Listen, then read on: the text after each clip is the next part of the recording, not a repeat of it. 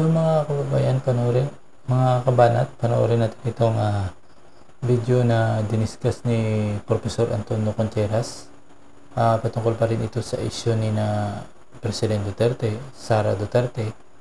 At sabi niya dito ay itong lakas siya niyang umuudyok dito sa kay President Duterte. Alam naman natin itong si Gloria at saka si President Duterte ay magkalapit din ito, no? So ayon kay Professor Contreras, tila itong lakas ay siyang umuudyok. So wala akong mga kabanat na kamera ngayon dahil wala naiwan.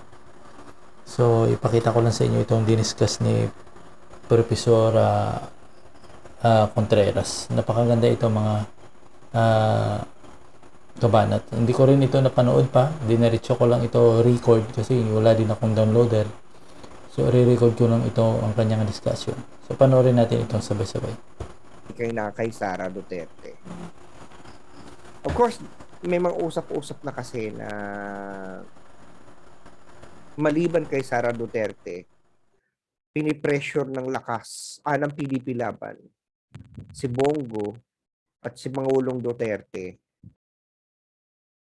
So PDP Laban pala mga kabanat, sorry din, no? PDP Laban ang nagpe-pressure kay Bongo at saka President Duterte. Ano kaya ito? So panoorin natin ito. Na tumakbo. Ako, nung mabasa ko yon, nag-post na ako sa Facebook, ito ay patuloy ang karnibal, di ba? Patuloy ang palabas, patuloy ang drama. Pero sa totoo lang, apart of me, parang hindi na nagulat. Kasi ini-expect ko na yung pagpapatuloy ng palabas, pagpapatuloy ng teledrama o teleserye nitong pamilya Duterte. Nalulungkot lang ako. Halo-halo nararamdaman ko lungkot. Dahil parang ano bang nangyayari dito? Yung ating sistemang politikal parang hindi na nasaseryoso. Never in the history of our country that we have seen something like this happening at the national level. Maraming first time. Although yung pagsasubstitute, hindi ito ang kauna-unahang nangyari sabagat noong 2016, nakita na nga natin na nangyari na to. Na kung saan si Martin Dino ay tumakbo, nag-file, pinalitan ni Rodrigo Duterte, and the rest is history. Naulit-ulito ngayong 2022 elections, at hindi lamang isang galaw, kundi multiple. At hindi lamang sa larangan ng pagka-presidente at vice-presidente, nakikita natin ito nangyayari sa mga senador. Pero wala nang ibang nakakagulat kesa doon sa maaring mangyari, kasi hindi pa naman nagpa-file pero maaring mangyari na maglaban ang ama at ang anak sa isang posisyon. Si Pangulong Rodrigo Duterte, ayon sa kanyang sa PCO Secretary na si Martin Andanara, kinumpirma niya na si Pangulong Duterte ay tatakbo sa pagka-vice presidente. At sa Lunes, bukas, sila magpa-file ng kanyang substitution. At alam naman natin na si Mayor Inday Sara Duterte Carpio ay tatakbo pagka-vice presidente sa ilalim ng partidong Lakas CMD. At nangyari na nga ito. Nag-file na siya ng kanyang substitution. Okay? So, malinaw na ito ay hindi na natin basta-basta pwedeng sabihin na, teka, hindi yata seryoso. Although sabi ko nga, hindi pa naman final yung desisyon ni Pangulong Duterte. Kilala naman natin siya, di ba? alam naman natin si Pangulong Duterte pabago-bago ng isip, di ba? So it could be possible that, he's just pulling our leg. It's just possible that he's again trolling us.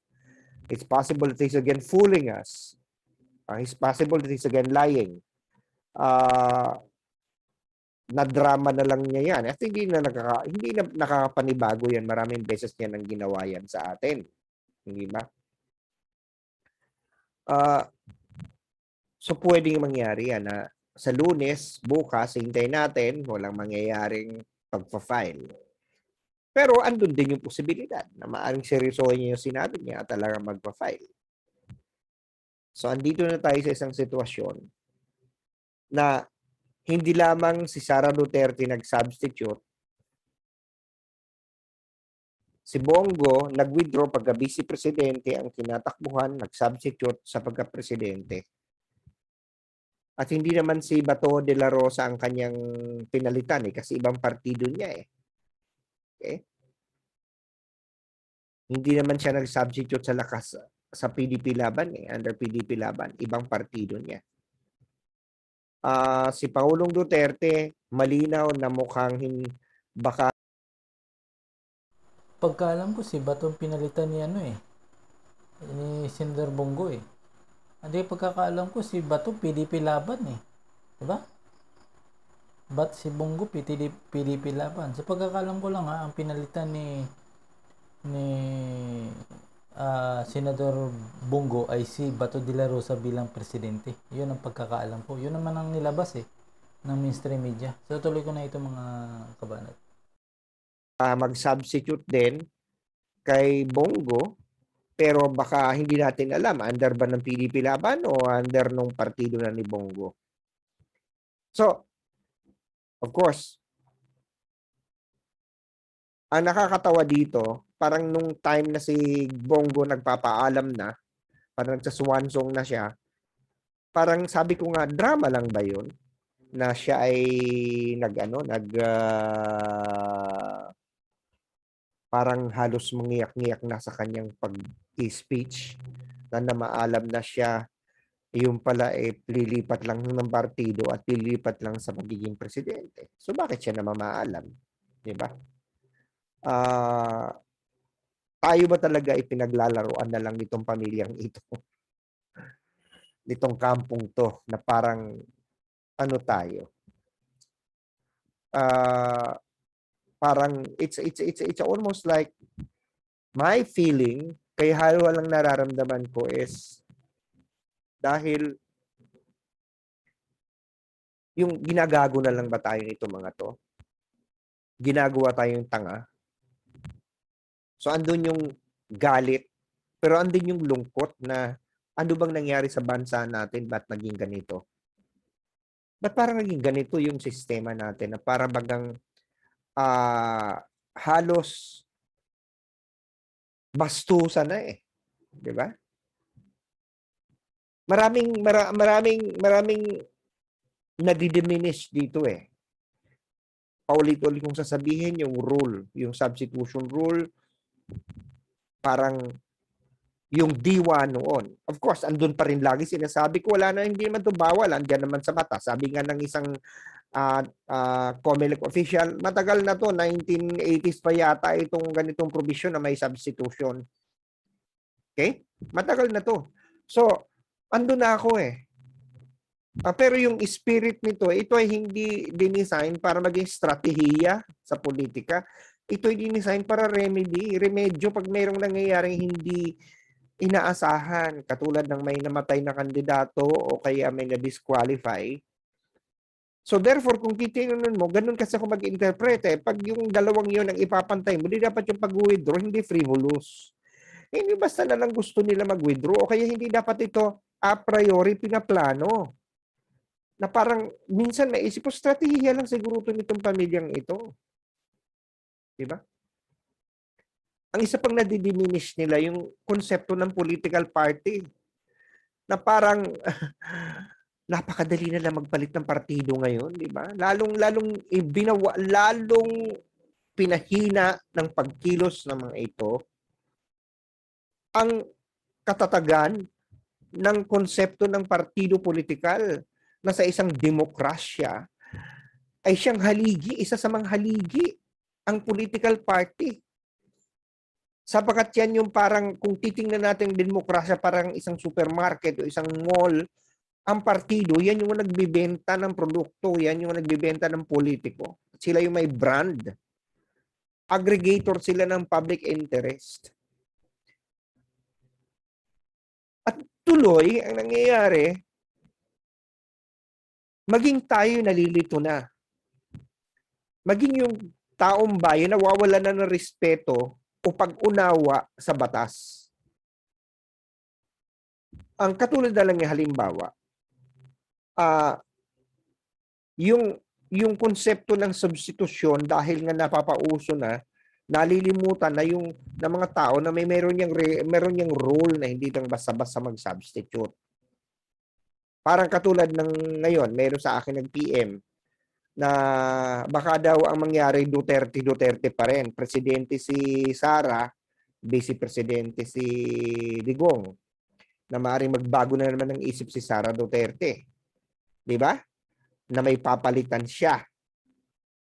Ang nangyayari sa batas, parang hindi na pwede sapagkat pumalit na nga siya doon sa Vice Presidente ng lakas CMD. Hindi man pwedeng bawiin niya yun. Tapos ay doon na lang ako sa Presidente. Di ba? Parang sobrang panggagago na yun, di ba? Na magbabago na namang isip si Sara Duterte at si Bongo kakalabanin niya. Di ba? Sa tingin ko, parang mismo yung taong bayan, nawawala na ng tiwala na may mga batas tayo na hindi pwedeng babuyin. Di ba? Kasi nag-entertain ng ganung mga thought na, uy, meron nag-PM sa akin na kamag-anak ko galing sa Amerika na sabi pa nila, Uncle, totoo ba na Duterte daw ang kauwian sa Lunes? Parang sabi ko, imposible yan mangyari. Kasi si Sara, nag-file na ng kanyang COC sa,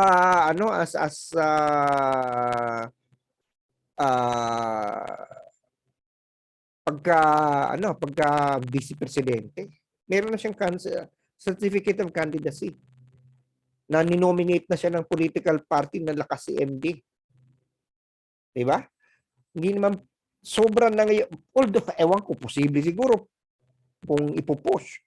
Pero yung bang maging ang mamamayan, nawawala na ng ganong klase ng stable understanding of the law, mahina na nga ang legal comprehension ng mga tao. Mahina na yung legal literacy ng mamamayan. Lalo pang pinapahina naman ito dahil nilalagyan ng uncertainty. Katulad nung isang araw, ito namang issue tungkol sa pagpapadisqualify kay Bongbong Marcos. Kasi may mga agam-agam na baka daw ang gawin nitong mga Duterte ay ito ay drama lang kasi ang totoo namang agenda talaga ipadisqualify si Bongbong para si Bongo na ang kapartner ni Sara.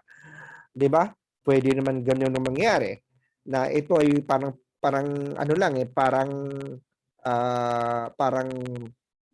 magiging Bongo Duterte, Sara Duterte naman talaga daw.